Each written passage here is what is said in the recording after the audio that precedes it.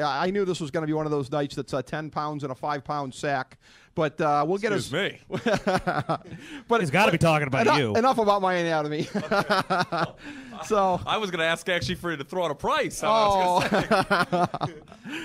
All right, so here's our next segment here, Pro Wrestling Archetypes for MMA. And I put these up. You guys have had a chance to look at these. I'm sorry, what are we doing here? I'm going to run through the list here. Pro Wrestling Archetypes for MMA, and I'm going to explain this here. This is a thing. I'm going to read all of these off. We can react to them afterwards. I know that Jake, particularly being as huge an MMA, regular ring announcer, we got to definitely promote the stuff here that you got going on. But Jake is kind of our go-to guy for MMA in the FDH Lounge. And I know, Jake, and we've talked about it previously on the show, you are fascinated by this nexus between MMA and pro wrestling because you were a pro wrestling fan first. I think that, unless you never liked pro wrestling, everybody that's into MMA was into pro wrestling first because it existed first. Yep. So, by definition. They do pro wrestling better than pro wrestling does. Oh, they're so much better at pro wrestling really than pro do. wrestling. Oh, yeah. So, I'm trying to think of stuff, knowing that you're going to be back on here. What can we do that would be a good segment? And it just kind of hit me. The classic archetypes of pro wrestling, how many of these, A, could be used for MMA, and B, have been used, and from talking to you off air, C, have been used. So I'm going to run through this list here. When I get done with the list, another thing we can do here, too, if you guys think there's a better example of any of these guys, let me know. But here's the 20 that I came up with here on the list. Responding now or the classic ones. I'll pretty much go through the list here. Make some mental notes on this because I want to leave us enough time after I get through the list for us to break it down here. So. My memory's not that good. Well, this will be a real challenge then. All right, here's your 20 pro wrestling classic archetypes here. How many of them could be used or would be used for MMA? Your anti-hero. The example that I came up with, Steve Austin, probably the best one there. The coolest man on the planet character, got to be The Rock. White bread babyface, Bob Backlund. Underdog babyface, Mikey Whipwreck. Unless you watched old school ECW, you're not going to get that reference, but trust me, he did it better than anybody. The hero for the kiddies, John Cena. The good of the company or good of the sport face, Tommy Dreamer. Tommy Dreamer just kind of epitomized that. Company man, I'm here for our fan base. Beloved elder statesman, Terry Funk. The cool heel, Scott Hall and Kevin Nash. The infantile face, doing kind of, an immature, fun-loving kind of a gimmick. Shawn Michaels, Triple H as No one DX. does it better than Rick Morris. Absolutely no one does it better than Rick Morris. I've been told that. Don't interrupt him. Thank you very much. I like to think that I'm actually the next one here, the pretty boy face, Kerry Von Erich. The narcissistic heel, notwithstanding the fact there was another guy named the Don't tie your narcissist. shoes. The narcissistic heel, Rick Rude.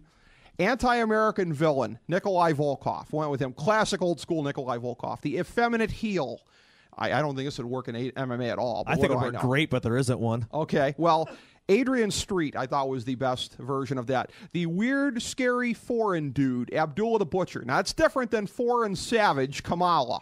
The lone wolf badass, Samoa Joe. The supernatural dabbler type, The Undertaker.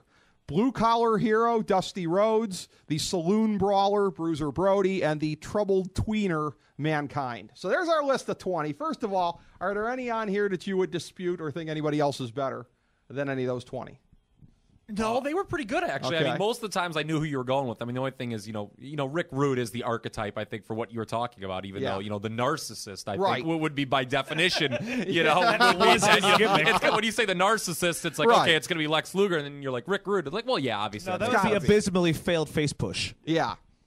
So there's your list of 20.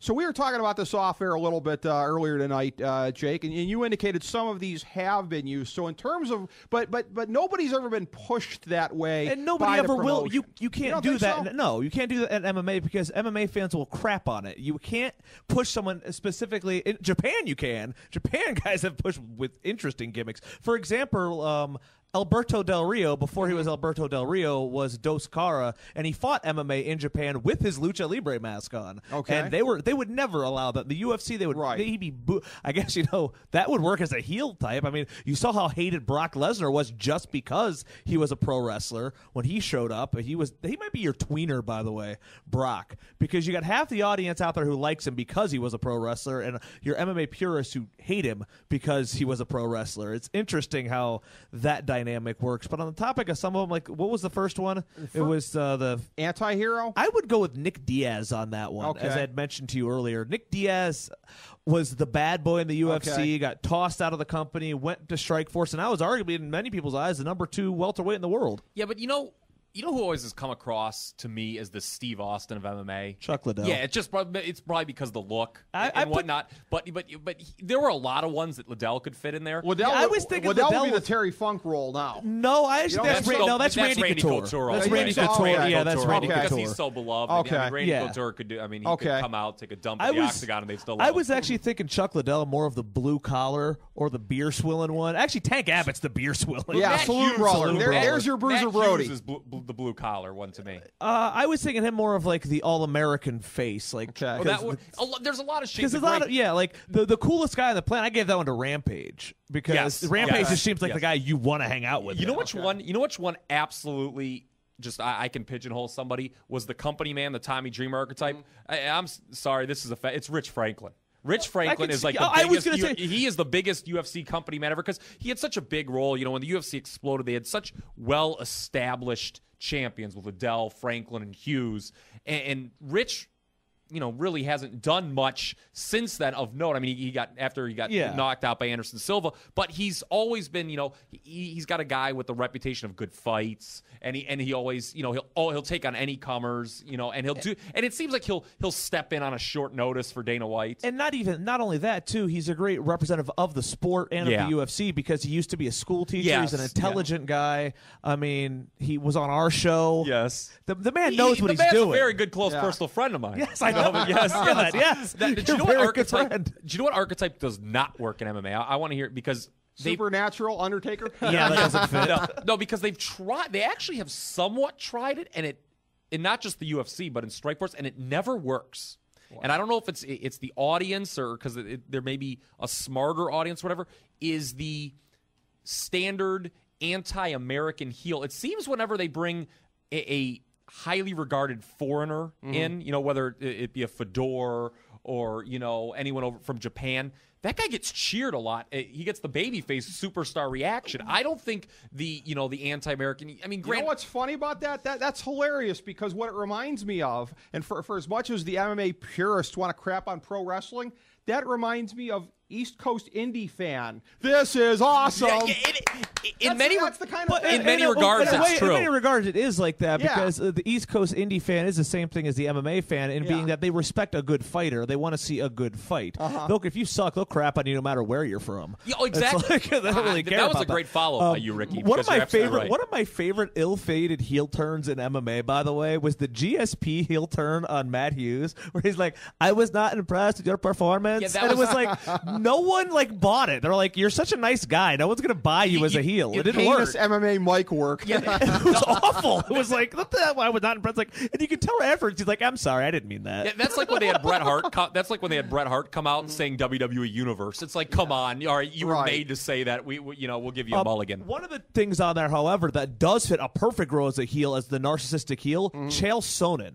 Yeah. And I say this because after Anderson Silva's fought against Damian Maia, I do believe, where he danced around for 4 rounds and did nothing, the crowd was booing him so badly. Everybody hated on Anderson Silva. They're like, I don't want to buy another pay-per-view with him on it. Dana White was like, screw him. He's a champion. We may even consider cutting him from the UFC. It was that extreme. Chael Sonnen gets named as the #1 contender for the title. Going into it, everybody's like, hey, I want to see Chael. The majority of the fans were behind Chael because they remember how basically they got ripped off with what Anderson Silva's performance was in the main event. By the time that fight rolled around, strictly off Chael Sonnen's mic work, because I don't believe he was that well known by I'll call them the MMA mark, the newbie, as I believe we used to call them back in the day. I don't think they were that familiar with the old school Chael Sonnen. but his mic work, he had talked himself up as such a heel, like to the point where he's like hating on everybody, everything, and to the point now where the same people who wanted to see Anderson Silva lose so bad were pulling for Anderson Silva to beat the crap out of this guy and shut him up. He effectively turned Anderson Silva back to a face again, and all of a sudden after that fight, when Silva pulled out that win completely out of nowhere, Sonnen tests positive for steroids, I do believe, ends up in a money laundering situation, and he's still running his mouth. Like, you know what? Well, that's okay. Screw you guys. He's like, I'm going to keep doing what I do. And you know what? That has made me a fan of Chael Sonnen. I was actually pulling for him to win. I was the only one. We were at the old Barley House out in Akron, yelling out, cheering for the Republican, as I like to call Chael Sonnen. Like, that should be his gimmick. He should be the Republican Chael Sonnen, because that's who he is, and he fits the gimmick to a T on that one. So as far as the narcissistic heel, he gets my nod.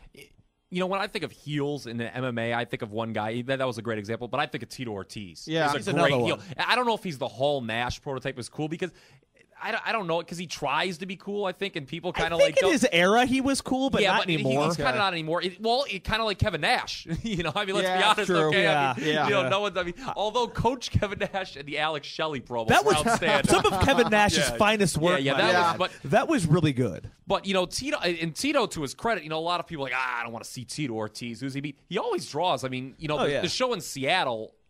The TV rating certainly, I can't remember what it was, but it would have been a lot better when Tito was there. But I also got to give props to my boy Phil Davis, who I saw come up through, former veteran with us back in the day. I don't know if you were still around for those shows when Phil Davis was on. I can't remember. Yeah, I can't, but don't take it personally. I just can't remember 2006. That's okay. I was around that time. Me neither. By the way, as far as it goes with Kevin Nash, the real tragedy of Kevin Nash is a lot of his most entertaining work comes when he's in the process of getting ready to bury somebody more deserving than him. Have you ever noticed that? It's a weird kind of actually, my favorite thing Kevin Nash has ever done is the promo, and especially after watching the shoot interviews, is the promo him and Nahal did, absolutely annihilatingly blastered at one of the WCW Nitros from Panama City Beach. They come out of the NWO like 96 or 97. They come out in like Hawaiian shirts and they're just hammered drunk. Yep. And they tell the story about being backstage, coming with like they stopped off, got 6-pack of beers on the way there, ended up carrying 2 cases in, and Bischoff's making a beeline to arrest, or like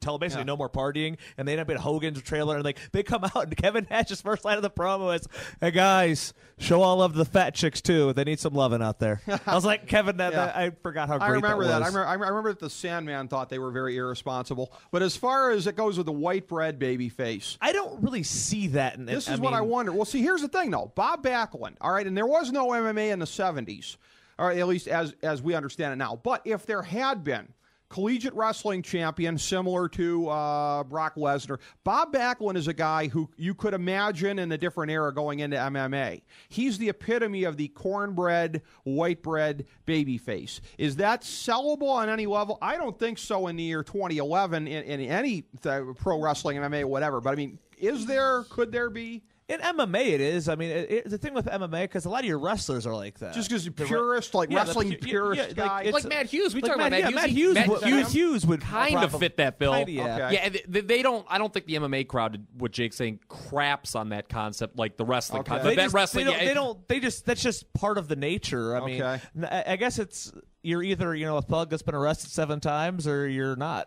All right.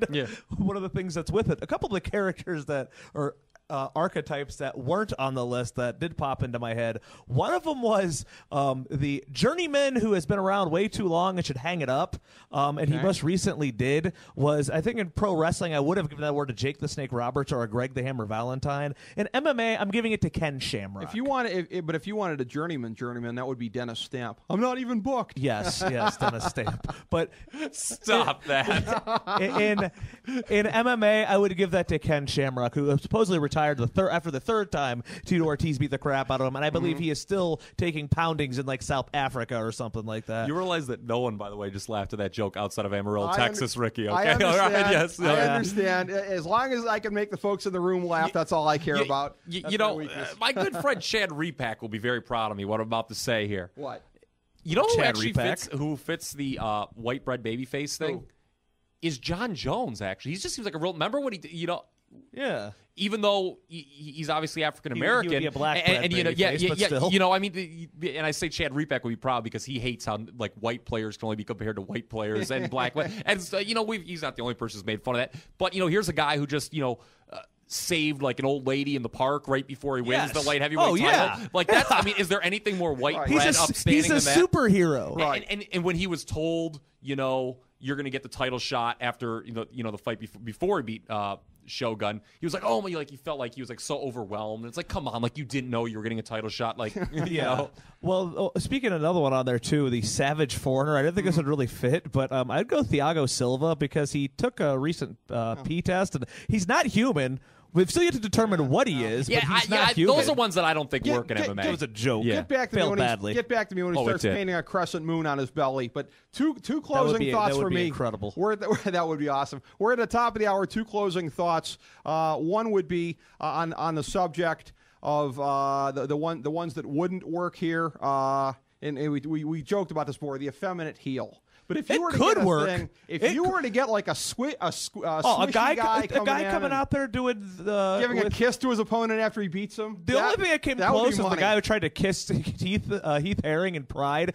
He blew a kiss at him before the fight started, and Heath Herring knocked him out cold. This isn't like the stare out he kissed him, but Heath Herring just knocked him out before the bell. That would absolutely be money. Yeah, you could. I mean, and it would draw. But the thing is, it'd get old, and they'd be like, there's the thing with that, you're drawing so much more pressure on yourself because you can't book it. So you're drawing 5 times more pressure on. The thing with that gimmick is you have to win. Right. You have to win people will just like you. Yeah, then they'll start liking you. It's very hard. It'll be like Johnny B. You'll watch the Johnny B. Bad slowly turning into Wildman Marrow and ending with a hot chick thing. Yeah.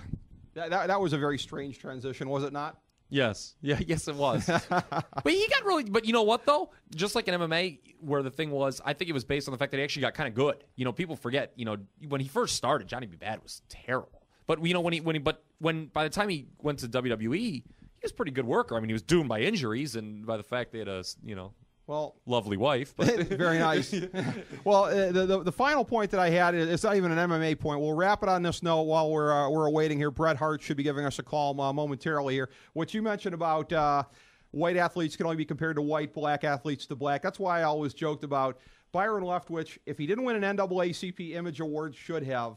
Slow, big, black quarterback. Talk about a guy that broke down racial barriers and led to greater understanding. I heard a great thing on that topic was with our old buddy Andre Knott was talking about. They're comparing the Browns running backs. Another good close personal friend of mine, Andre Knott. Yeah, he's a good guy. Peyton Hillis. When he was in his run last year, and everyone talking like Mike Allstott. Andre Knott, who everybody knows is a black guy, made me very happy when he goes, why is everybody compare him to white running backs? Right. Why can't he be compared to black running backs? I'm like, thank you. I'm glad that word stereotype. It's interesting you brought that up. It's like we have to like compare, I guess. In terms of physicality, he's not as physical. Nobody was, but I always said Earl Campbell, and that's where I always said to my fellow Browns fans who were so hyped about him, I always said, this guy's going to need a walker by December with his style. You know, this guy's not built for the long haul. So, yeah, I mean, you know, he's more physical, I think, than Allstott was.